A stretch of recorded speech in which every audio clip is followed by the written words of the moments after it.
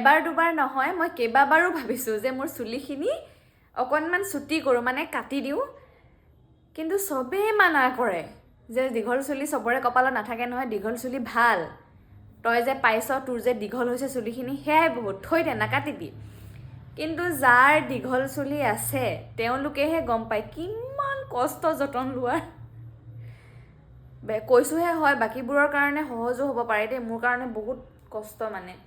এতিয়া চুলিখিনি ধুইছিলোঁ, শুকুৱাই নাই, আৰু এইফালে দেখিছে ন অকোৱা পকোৱা গোটেইবোৰ য'ত লাগি অৱস্থা বেয়া, আৰু এইখিনি ফনিয়াবলৈ হ'লে মোৰ 1 ঘণ্টামান গুচি যায়। কি কৰিম আৰু, কাটো বুলি ক'লেও কাটিবলৈ নিদিয়ে, ৰাখি থ'লেও যতন ল'বলৈ দিগদাৰ। যেতিয়া ফনিয়াবলৈ লওঁ তেতিয়া একেবাৰে কান্দো নে হাঁহো লাগি যায়, আৰু এতিয়া তাতে ফাটিছে চুলিবোৰ, ছিগি ছিগি গৈছে, সৰিছেও। কেনেকুৱা লাগিব বাৰু চুলিখিনি দীঘল হ'লেই নহ'ব নহয়, যদি সৰি সৰি